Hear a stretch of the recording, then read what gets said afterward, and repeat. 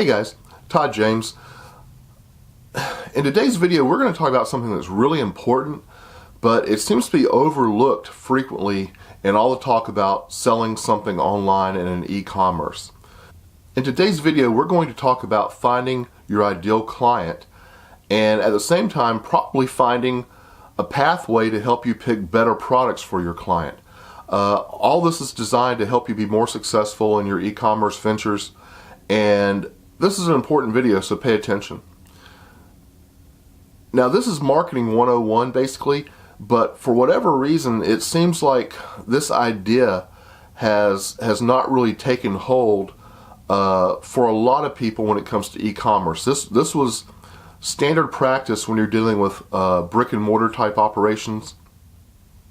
But what I'm talking about is having an ideal client in mind, creating a customer avatar, if you will, and this can be as simple as having your ideal client just really solidified in your mind as almost like a real person, an imaginary friend, or it can be something that you actually need to do on paper. You need to sit down with a blank piece of paper and just walk yourself through the process of identifying who it is that you're selecting products for and who they are as customers or clients.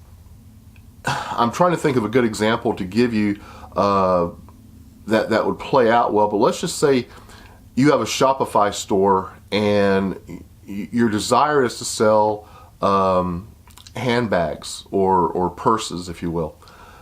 Well, who are you selling these purses to? If your only answer is, well, I'm selling these to women, I would suggest to you that there is a more detailed and a better answer out there for you than just women.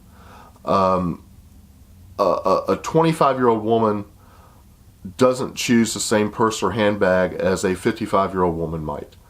A 25-year-old woman may have one purse or handbag with her on a Friday night when she's going out clubbing, but have a very different purse or handbag with her on a Wednesday when she's in her corporate attire and is working at the office.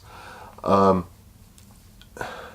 are a lot of things to consider when you're identifying your ideal client.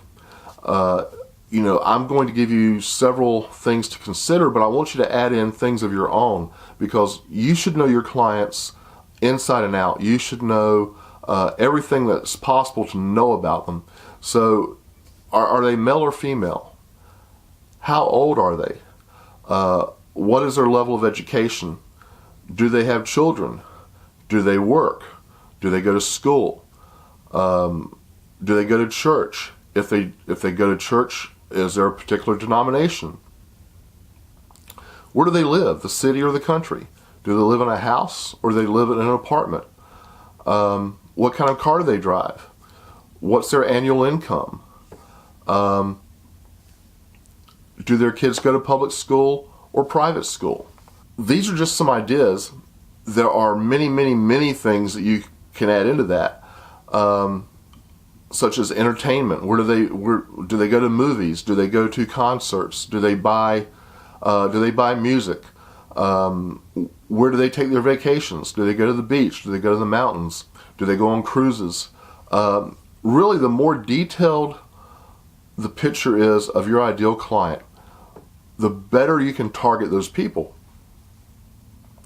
If you think about it, a lot of the questions I just asked, or a lot of the points that I just brought up, are the same exact points that come up when you're doing Facebook ad groups. It's part of the questioning that Facebook gives you in order to identify your target market. The catch is that Facebook only takes you so far. It's in their best interest not to make things too targeted, because they like for you to spend a lot of money with them. But the more targeted you can be in terms of knowing who your client is, the more targeted you can be in directing marketing efforts to those people. You'll spend less money and you'll have much greater impact if you can narrow it down to the people that you want to see your products or the people that you want to come to your store. This is really powerful stuff. Now it's basic marketing, but again, it's something that's frequently overlooked in the e-commerce world, especially by people that are new to e-commerce, as their enthusiasm and energy they just want to get involved and get out there and start selling very, very quickly. And in a lot of cases, they fail to do just this basic exercise that can really help them be successful much, much faster, and it can help them keep a lot of money in their pocket that would otherwise be spent on advertising that may very well go to people that have no potential business relationship with you. So this is important. This saves you money on one end, and it helps you make money on the other end. And just in closing, to flip this around on its head a little bit, think about the possible ways that this can be used in product selection. If you're looking to engage a particular client or a particular type of client, say you want to do a private label product with Amazon, knowing everything you can about that particular client and their lifestyle and what their interests are can help you actually select the product. Different sides of the same coin, where you can pick a product and then try and find the audience, or you can pick the audience and try and find the product. Most large businesses and most companies that create products actually choose the market first, and then they look for products to make or to manufacture to serve that marketplace and the interest that that marketplace tends to have. So you can come at this from several different angles, but just in closing, remember, the more you can know about your potential client, the better off you are.